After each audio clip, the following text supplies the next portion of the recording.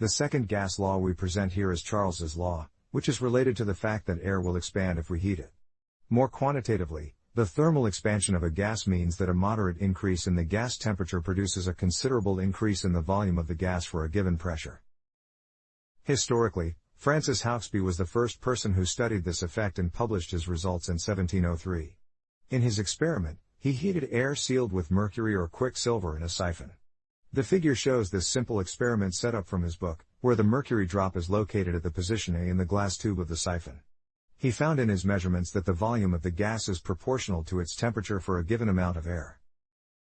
In 1787, Jacques Charles performed a series of experiments. He heated different gases in 5 balloons with the same initial volume up to 80 Celsius. As a result, all the balloons expanded with the same amount of volume, that is, the change of the gas volume was constant for a given increase of its temperature.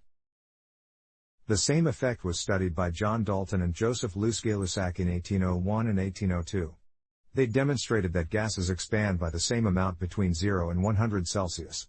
However, no simple linear connection was established between the gas volume and temperature.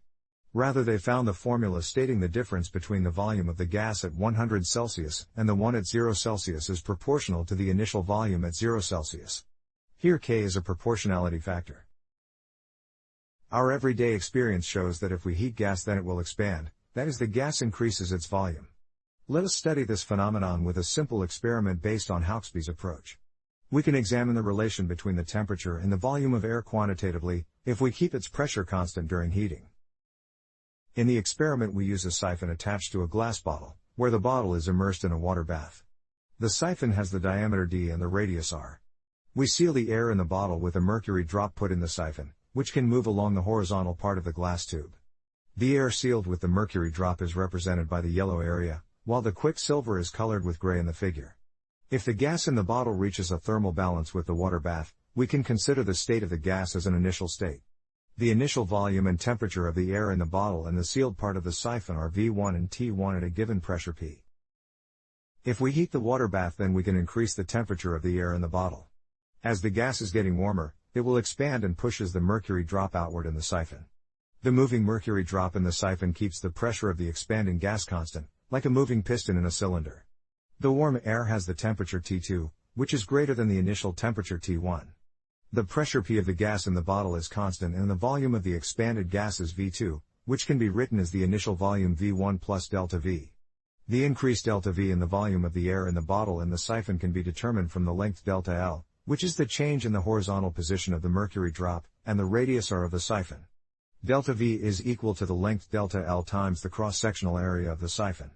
Since it is a glass tube, we can write that delta V is equal to pi times the square of the radius r times the length delta L. For a given radius r, we immediately obtain the increased delta V of the volume of the gas by measuring delta L. We can repeat this experiment with different initial and final temperatures by determining the volumetric expansion of the gas at a constant pressure. The result of the series of experiments allows us to study the relationship between the temperature and the volume of air at a given pressure. This experiment is very simple and easy to perform, but we can use a more accurate method to determine this relationship. The method is based on the application of a more complicated apparatus, which allows us to study the change in the volume of a gas heated at a constant pressure. The apparatus consists of a container filled with mercury, which is connected to a piston in a cylinder and 2 vertical glass tubes. The left glass tube remains open and operates as a mercury barometer called manometer, and the right glass tube is connected to another container filled with a gas. The mercury in the right glass tube seals the gas in the container. The heights of mercury columns in the glass tubes can be controlled by moving the piston. Let us suppose that the gas is extended to the height A1 in the glass tube for the initial pressure P1 and the initial temperature T1 of the gas in the container. The height A1 determines the total volume of the gas sealed by the mercury column. The pressure P1 of the gas in the container also determines the height B1 of the mercury column in the manometer. The difference H of the heights B1 and A1 is proportional to the difference between the atmospheric pressure and the pressure of the gas. By heating the gas in the container, the temperature of the gas can be raised from the initial temperature T1 to a given temperature T2. The gas will expand and its pressure also increases, where P2 denotes the pressure of the warm gas. Since the expanding gas displaces some amount of mercury in the glass tube, the height of the mercury column drops to the level A2. At the same time this amount of mercury fills the manometer, and the height of the mercury column raises to the level B2. We can reduce the pressure of the gas in the container if we pump out more mercury from the glass tubes by moving the piston upward in the cylinder. In the final state of the system, the height of the mercury column in the glass tube is reduced to the level A3, and the height measured in the manometer is equal to B3. If we pump such an amount of mercury from the glass tube so that the difference of the heights B3 and A3 is equal to H, then we have restored the initial difference between the atmospheric pressure and the pressure in the container. Therefore, we restored the initial pressure P1 in the container, whereas the temperature of the gas has remained T2. Since the pressure is the same in the initial and the final states, we can talk about the thermal expansion of the gas at a constant pressure. The initial and the final temperatures of the gas are T1 and T2, respectively. We only need to calculate the volumetric expansion of the gas during heating. The increased delta V in the volume of the gas is equal to the length A2 minus A3 times the cross-sectional area of the space in the glass tube, that is pi times the square of the inner radius r of the glass tube. If we perform this experiment with different pairs of initial and final temperatures of the gas in the container and measure the volumetric expansion of the gas for each pair, then we can compile a table from the data and study the relationship between the change of the temperature and the volumetric expansion of a gas. In order to achieve a precise measurement, we need to apply some corrections for the thermal expansion of the container and the different gas temperature in the glass tube connecting the manometer and the container. This method was applied by Amontons in 1703 and Gay-Lussac in 1802, who found the law for the thermal expansion of gases as a function of temperature.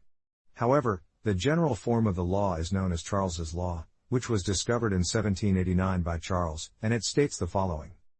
If the pressure of a gas is kept constant, then the volume of the gas is a linear function of the gas temperature. That is, the volume V of the gas is equal to its initial volume V0 times 1 plus beta times the temperature T. Here beta is a proportionality factor and the temperature is written with a lowercase letter indicating that it is measured in Celsius. Another form of this equation determines the relative change of the volume of the gas, that is the ratio of delta V to V0, where delta V is just the difference between V and the initial volume V0. Then the relative change delta V over V0 of the volume of the gas is proportional to the gas temperature measured in Celsius. The proportionality constant beta is called the volumetric heat expansion coefficient of the gas. Measurements were performed with heating different gases at a constant pressure and demonstrated that the volumetric heat expansion coefficient is universal, that is, it is the same for all gases.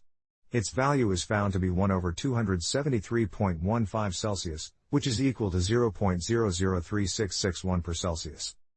The initial volume V0 of the gas is measured at the temperature of 0 Celsius. The law claims that if we heat any gas so that its temperature increases from 0 Celsius to 1 Celsius, then the volume of the gas will expand by a factor of about 1 over 273. If the volume V1 of a gas is measured at the temperature T1, we can write that V1 is equal to V0 times 1 plus beta times T1. Since the volume V of the gas measured at the temperature T is equal to V0 times 1 plus beta times T, we can express V0 from the previous equation and substitute the result into this formula. Now the volume V is equal to the product of the ratio of V1 to 1 plus beta times T1 and the factor 1 plus beta times T. We can add beta times T1 to the terms in the numerator and at the same time subtract the same term from them. Then we obtain that V1 is multiplied by the factor 1 plus beta times T minus T1, divided by 1 plus beta times T1.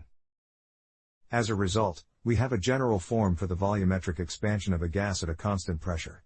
If we measure the volume V1 of a gas at an arbitrary reference temperature T1, then the volume V of the gas at the temperature T is V1 multiplied by 1 plus the ratio of T minus T1 to 1 over beta plus T1. If we substitute the value of beta into this result, we obtain V1 times 1 plus the ratio of T minus T1 to 273.15 Celsius plus T1.